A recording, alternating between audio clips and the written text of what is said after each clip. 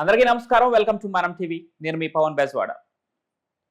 జనసేన 12వ ఆవిర్భావ సభలో AP deputy CM Janasena అధినేత పవన్ కళ్యాణ్ చేసిన కొన్ని వ్యాఖ్యలు ఇప్పుడు దుమారం రేపుతున్నాయి.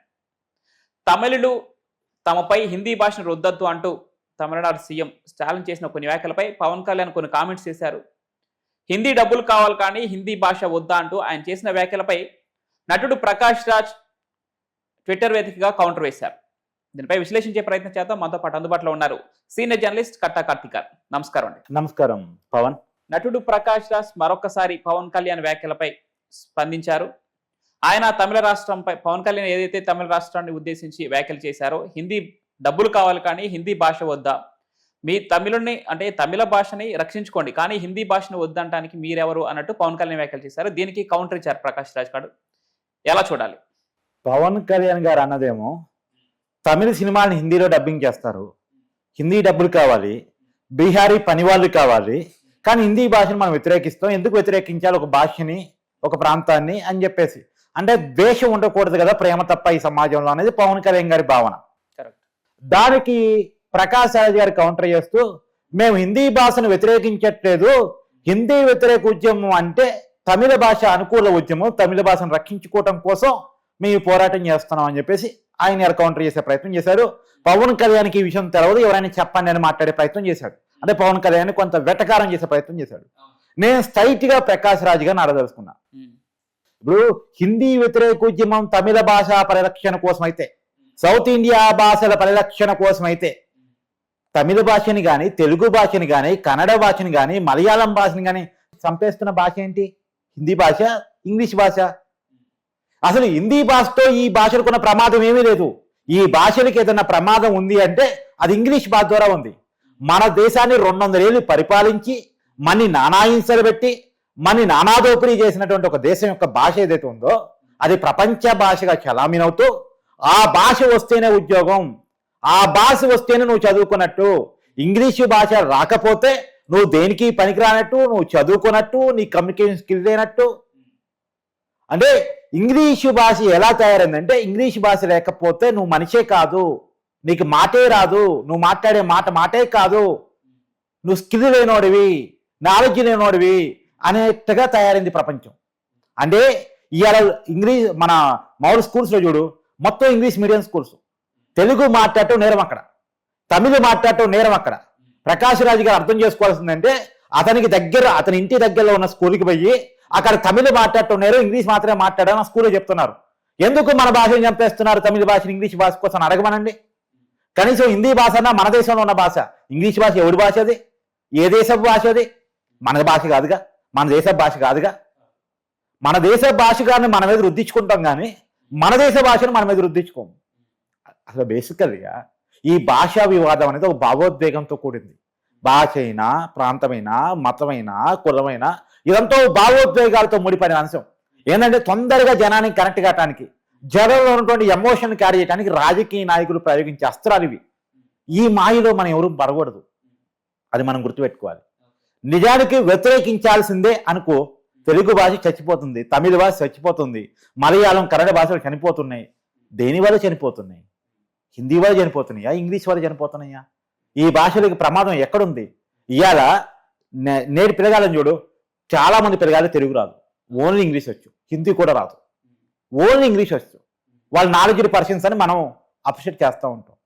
పేరెంట్స్ ఆలోచన కూడా ఎలా తయారైందంటే, మా పిల్లవాడు ఇంకా తెలుగులోనే మాట్లాడుతున్నాడండి, టీచర్స్ కూడా తెలుగులో మా పిల్లల్ని పరికరిస్తున్నారు, ఈ స్కూల్ వద్దు, ఇంగ్లీష్ మాత్రమే మాట్లాడే ఇంకో స్కూల్ కావాలని చెప్పేసి స్కూల్స్ మార్చేస్తున్నారు.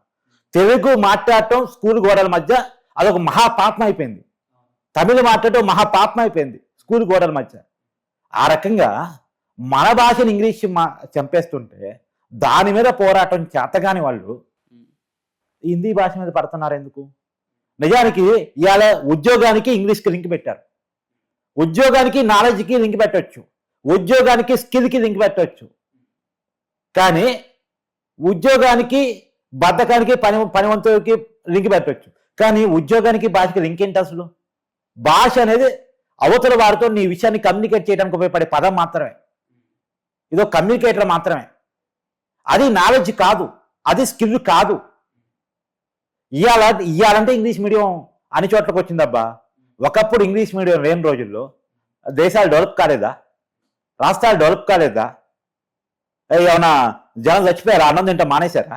ఇక్కడ తమిళనాడు రాష్ట్రం విషయానికి వస్తే తమిళనాడు కూడా నేషనల్ ఎడ్యుకేషన్ పాలసీని మా పైన రుద్దద్దు, మేము దాన్ని పాటించమని చెప్పి కరాఖండిగా చెప్పేస్తున్నారు స్టాలిన్ ప్రభుత్వం. ఈ నేపథ్యంలో హిందీ మాపై బలవంతంగా రుద్దంతు అనే విషయంపైనే పవన్ కళ్యాణ్ కరెక్ట్గా దాన్ని పాయింట్అవుట్ చేస్తూ కామెంట్ జరిగింది. దేశాన్ని మొక్కలు చేయడం ఎవరి తరం కాదు, ఎవరు చేసే సాహసం కూడా చేయరని చెప్పేసి పవన్ కళ్యాణ్ అయితే కొన్ని వ్యాఖ్యలు చేశారు. వీటిని ఎలా చూడాలి? భాష అనేది ఎందుకు హిందీ భాషను ఇంగ్లీష్ భాషను కొద్దిగా ప్రాచుర్యంలోకి వచ్చాయంటే, ఉద్యోగాలు ఒకప్పుడు లోకల్లో పరిమితమై ఉన్నాయి. ఇప్పుడు రాష్ట్రాలు దాటి దేశాలు దాటి కూడా ఉద్యోగాలు చేసుకుంటున్నారు. అది ప్రపంచీకరణ ఫలితంగా ఎవరు ఎక్కడ ఉపాధి దొరికితే అక్కడికి వెళ్ళే పరిస్థితులు వచ్చాయి. ట్రావెలింగ్ అనేది చాలా ఈజీ అయిపోయింది. అవకాశాల కోసం వెతుకులాట స్టార్ట్ అయింది. కాబట్టి అక్కడికి పోయినప్పుడు ఆ భాష వాళ్ళు అవతలతో కమ్యూనికేట్ చేయడం కోసం, లేదు ఆ కంపెనీ మల్టీనేషనల్ కంపెనీ వాళ్ళ బాస్తో మాట్లాడాలన్నా, లేదు క్లయింట్తో మాట్లాడాలన్నా అతనికి వచ్చిన భాష మనకు రావాలి. అందుకని ఒక కామన్ భాషల కోసం దేశం అయితే హిందీ, ఇంటర్నేషనల్ అయితే ఇంగ్లీషు, అవి నేర్చుకోవాలి అనేటువంటి తపన పెరిగింది. అట్లని చెప్పేసి లోకల్ భాషను చంపమని, లోకల్ భాష మాట్లాడొద్దని, లోకల్ భాష అసలు వద్దని ఎవరు చెప్పలే. కాకపోతే ప్రపంచంతో కమ్యూనికేట్ అయ్యే క్రమంలో ఇంగ్లీషు, దేశంతో కమ్యూనికేట్ అయ్యే క్రమంలో హిందీ నేర్చుకోవడం అనేది ఆనవాయితీగా మారింది. అంటే అది అది ఇదేం కాదు. కానీ ఆ క్రమంలో ఆ భాషను వ్యతిరేకించడం ద్వారా, ఆ పరిస్థితిని వ్యతిరేకించడం ద్వారా, అంటే ఇక్కడ ఉన్నోడు ఇంకా బయట రాష్ట్రం వాడితో మాట్లాడదు, ఇక్కడ ఉన్నోడు బయట దేశం వాడితో మాట్లాడదు అని చెప్పదలుచుకున్నారా మీరు? సరే, ఇక్కడ చూసుకుంటే మీ ప్రజల్ని లోకల్కే, ప్రాంతీయతకే పరిమితం చేయదలుచుకున్నారా మీరు? ఓకే కార్తిక్ గారు, ఇక్కడ తమిళ భాషని కాపాడుకోవడానికి హిందీ మాపైన రుద్దుతంటూ తమిళులు చేసే పోరాటం సరే అక్కడ వరకు ఓకే. కానీ ఇక్కడ భారతీయ కరెన్సీని సూచించే ఆ రూపాయి గుర్తు ఏదైతే ఉందో దాన్ని కూడా మార్చడం జరిగింది తమిళనాడు. దీనిపైన కూడా పవన్ కళ్యాణ్ కామెంట్ చేశారు. ఎలా చూడాలి? సరే, రూపాయి కాయిన్ మీద తమిళ భాష పెట్టుకుంటే నాకున్న అభ్యంతరం ఏం లేదు. అది దేశవ్యాప్తంగా ఒకే కరెన్సీని సూచించే ఒక సింబల్. అది ఎస్, అయినారు ప్రాంతీయ భాషలో ఉంటే మాత్రం దేశాన్ని చూపించదా ఏంది? 3 సింహాల బొమ్మ ఉండదా, గాంధీ గారి బొమ్మ ఉండదా? చిన్న భాషలో తేడా అందరికీ అర్థమయ్యే. అంటే కొన్ని విమర్శలు వస్తున్నాయి, తమిళనాడు ఏమన్నా ఒక స్పెషల్ దేశమా, అంటే సపరేట్ దేశమా, భారతదేశంలో భాగం కదా? భారతదేశంలో భాగం అయితే ప్రాంతీయ భాషల్లో పాయింట్ చేసుకోకూడదని రూల్ ఉందా? ప్రాంతీయ భాషని ప్రమోట్ చేసుకుంటే అది దేశం కాకుండా పోతుందా? దానికి దీనికి ఏంటి సంబంధం? ఇప్పుడు ద్రవిడ భాషలు అనేటువంటిది ఇప్పుడు కాదు, ఎప్పటి నుంచో ఉన్నటువంటి కల్చరు. ద్రవిడ ఉద్యమం అనేటువంటి దానికి కూడా ఒక ప్రాచుర్యం ఉంది. ద్రవిడ ఉద్యమం ఫలితంగానే ఇక్కడ ఉన్న అనాగరికత పోయింది. సార్, మీరు చెప్పినట్టుగానే ఇప్పుడు తమిళనాడు లోకల్ భాషని ప్రమోట్ చేసుకోవచ్చు, అంతవరకు ఓకే. కానీ ఇప్పుడు తమిళనాడు ఆ రూపాయి సింబల్ ఏదైతే మార్చిందో దాన్ని ఆమోదిస్తే మాత్రం ఇప్పుడు ప్రతి రాష్ట్రం తమకు ఒక సొంత సింబల్ ని పెట్టుకోదనేది. పెట్టుకొని తప్పే ఉంది. రాష్ట్రాలకు కూడా కొన్ని హక్కులు ఉండి అప్పుడు భారతదేశం అంతటికి కలిపి గుర్తేంటి మరి? అప్పుడు అది బొమ్మలు ఉన్నాయి కదా, గాంధీ గారి బొమ్మ దేశానికి సింబలే కదా, తర్వాత 3 సింహాల బొమ్మ దేశానికి సింబలే కదా. దేశానికి సింబల్ లేదని ఎవరన్నారు? ప్రపంచ మార్కెట్ లో చూపించాలంటే రూపాయికి లోకల్ భాషలు ఉంటే ప్రాంతీయ భాషలో ప్రపంచంలో ఖచ్చితంగా ఉంది. ఎందుకు చేయరు? కానీ ఇప్పుడు భారతదేశంలో ఇప్పుడు కాదబ్బా, కాదు. ఇప్పుడు నీకు తెలుగులో రూపాయి మీద ఇది రూపాయి అని పెట్టుకున్నాం. ఎందుకు? ఇంగ్లీష్ రాని హిందీ రానోడు కూడా అర్థం కావటం కోసం పెట్టుకున్నావు చిన్న పదాన్ని. అంత మాత్రాన దాని మీద 3 సింహాల బొమ్మ ఉంటుంది, గాంధీ గారి బొమ్మ ఉంటుంది, 1 అని పెద్ద అంకి ఉంటుంది. 1 అని పెద్ద అంకి ఉంటుంది. అంత మాత్రమే ప్రపంచ మార్కెట్ ఓకే చేయరా? సరే, ఒకటే పాయింట్. ఇక్కడ 14 భాషలకు సంబంధించిన పేర్లు ఉండటం వేరు, కేవలం అవన్నీ తీసేసి కేవలం ఆ స్టేట్ కి సంబంధించిన, ఆ భాషకి సంబంధించిన ఆ లోగో మాత్రమే ఉండటం వేరు. ఎస్, నువ్వు అనేది ఏంటంటే లోకల్ భాషలు అంటే రూపాయి కాయల మీద ఎక్కువ భాషలు పట్టవలే కానీ ఒకటే భాష పట్టలేదు. కానీ నోటు మీద అన్ని భాషలు తీసేసి నీ భాష మాత్రం ఎందుకు పెట్టుకుంటావు, అటు పెట్టుకోవద్దని చెప్పు, అంతవరకు ఓకే. నీ భాష పెట్టుకోవడానికి ఇందాక నువ్వు అభ్యంతరం చేసావు, అది తప్పంట. నేను అన్ని భాషలు ఉన్నాయి, తప్పే ఉంది. దేశంలో ఉన్నటువంటి అన్ని భాషలు అందరికీ అర్థమయ్యేలా, ఆ రూపాయి కరెన్సీ వాడే ప్రతి ఓడికి అర్థమయ్యేలా అక్కడ ప్రాంతీయ భాషను కూడా ప్రమోట్ చేశారా పెట్టు. నేను అనేది ప్రాంతీయ భాషను చంపేయమని కాదు, కాపాడుకోవాల్సిందే. తెలుగు తల్లి లాంటిది, వాళ్ళకి తమిళ తల్లి లాంటిది. దాన్ని కాపాడుకోవాల్సింది, దాన్ని ప్రమోట్ చేసుకోవాల్సిందే. దాని ప్రమోషన్కి వచ్చిన ఇబ్బంది ఏమీ లేదు.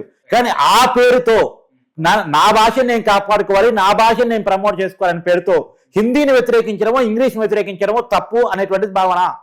మన నిజానికి హిందీని వ్యతిరేకించాల్సి వస్తే హిందీ కనీసం మన దేశ భాష, ఇంగ్లీష్ని ఫస్ట్ వ్యతిరేకించు. ఇంగ్లీషు నీ భాష కాదు, నిన్ను పరిపాలించిన భాష, వాడు రుద్దిన భాష. ఇక ఎందుకు నేర్చుకుంటున్నావు? ప్రపంచంతో నువ్వు కమ్యూనికేట్ అవడం కోసం నేర్చుకుంటున్నావు. అట్ని హిందీని ఎందుకు నేర్చుకుంటున్నావు? దేశంతో నువ్వు కమ్యూనికేట్ అవడం కోసం నేర్చుకుంటున్నావు. ఒక భాష సరిహద్దు ఇప్పుడు మోడీ గారు ఏదో ఉపన్యాసం ఇస్తారబ్బా, ఆయన ఒకే భాషలో ఒకేసారి ఉపన్యాసం ఇవ్వగలడు కాబట్టి దేశంలో ఎక్కువ మంది మాట్లాడే భాషకు ఆయన ఇస్తాడు. ఆ భాషలో ఆయన చెప్పిన తీరి దేశం మొత్తం అర్థం కావాలి అంటే దేశానికి మొత్తానికి కామన్ లాంగ్వేజ్ వచ్చి ఉంటే బాగుంటుంది అనే ఉద్దేశంతో దేశంలో ఎక్కువ మంది మాట్లాడే భాషను ఇతరులు కూడా నేర్చుకోండి అని చెప్పడం తప్పు లేదంటే నేను దాన్ని వ్యతిరేకించాల్సిన అవసరం లేదంటే నేను ఇప్పుడు హిందీ మాట్లాడుకునే పేరుతో తమిళ్ మాట్లాడొద్దు అంటే తప్పు. కానీ తమిళ్ మాట్లాడుతున్న ఎవరు చెప్పట్లేదుగా, తెలుగు మాట్లాడుతున్న ఎవరు చెప్పట్లేదుగా, తెలుగు భాషను స్కూల్ ఇంగ్లో లేకుండా ఎవరు చేయట్లేదుగా. కావాలంటే ఇంకా తమిళ భాషని ప్రమోట్ చేసుకోవడానికి, తెలుగు భాషని ప్రమోట్ చేసుకోవడానికి, సౌత్ ఇండియా భాషను ప్రమోట్ చేసుకోవడానికి ఎన్ని మార్గాలు ఉన్నాయి అన్ని మార్గాలు ఎత్తుకోండి, ప్రమోట్ చేసుకుంటే మంచిదే. గరిగిపాటి గారు చెప్తారు తెలుగు భాషని ఎలా ప్రమోట్ చేసుకోవాలనేది. ఆయన ఇంకా ఇంగ్లీష్ మీడియాన్ని వ్యతిరేకిస్తారు. ఇంగ్లీష్ మీడియం వచ్చి తెలుగు భాషను చంపేస్తున్నాను. నిజంగా మనం గుడ్డి వ్యతిరేకత కరెక్ట్ కాదు అంటే నేను ఒక లాజికల్ థింకింగ్ ఉండాలి. ఆ లాజికల్ థింకింగ్ లేకుండా హిందీ భాషను వ్యతిరేకిస్తే నాకు తమిళ్ లోటేస్తారు, తమిళ ఫీలింగ్ రచ్చగొట్టచ్చు, నేను మళ్ళీ అధికారంలోకి రావచ్చు అని ఒక థీరీ రీత్యా ఉద్యమం చేయడం కరెక్ట్ కాదంట. నిజానికి ద్రవిడ ఉద్యమానికి చాలా గొప్ప పేరు ఉంది. ద్రవిడ ఉద్యమం అంటే భాషా ఉద్యమం కాదు. ద్రవిడ ఉద్యమం అంటే హిందీ భాషా వ్యతిరేక ఉద్యమం దాన్ని అట్లా మార్చారు కానీ హిందీ భాషా వ్యతిరేక ఉద్యమం కాదు. ఒక తప్పుడు కల్చర్ని, ఒక తప్పుడు ఆలోచనని, మూఢ నమ్మకాలని, అనాగరికతని ఈ సమాజం మీద నెట్టే ప్రయత్నం చేసినప్పుడు, అశాస్త్రీయతని ఈ సమాజం మీద నెట్టే ప్రయత్నం చేసినప్పుడు ఒక వర్గం ఇంకో వర్గం మీద డామినేషన్ చేస్తుంది. ఒక వర్గం యొక్క డామినేషన్ ఇంకో వర్గం అంగీకరించాల్సిందే. ఒక కులవాడే దేవుని పూజించాలి, ఒక కులవాడే దేవుడి గుళ్ళో పూజ చేయాలి, ఒక కులవాడే దేవుడి గుళ్ళోకి వెళ్ళాలి, ఇంకోటి దేవుడి గుళ్ళోకి వెళ్ళటానికి వీల్లేదు అనుకుంటున్న సమయంలో ఇది తప్పు, ఈ అశాస్త్రీయమైన పద్ధతి వద్దు, ఒకటి ఇంకోటి మీద పెత్తనం చేయడానికి వీలు లేదని వచ్చింది ద్రవిడ ఉద్యమం. ఆ ద్రవిడ ఉద్యమం యొక్క రూపాన్ని మార్చేసి ఇలా భాషా ఉద్యమంగా మార్చాల్సిన అవసరం లేదు అనేటువంటిది నా భావన. ద్రవిడ ఉద్యమం భాషా ఉద్యమం కాదు, హిందీ భాష వ్యతిరేక ఉద్యమం కాదు. అది కేవలం కొన్ని కులాలు ఇంకొన్ని కులాల మీద చేసినటువంటి డామినేషన్ వ్యతిరేకంగా వచ్చిన పోరాటం. దాన్ని ఆ రకంగానే బతికించాలి తప్ప దానికి రూపం మార్చాల్సిన అవసరం లేదు. ప్రకాష్ రాజ్ గారికి చరిత్ర తెలియకపోతే చరిత్ర చదువుకుంటే మంచిది. సో దయచేసి ప్రకాష్ రాజ్ గారికి ఎవరైనా చెప్పండి ప్లీజ్ అంటారా మీరు కూడా? ఖచ్చితంగా. Right, thank you.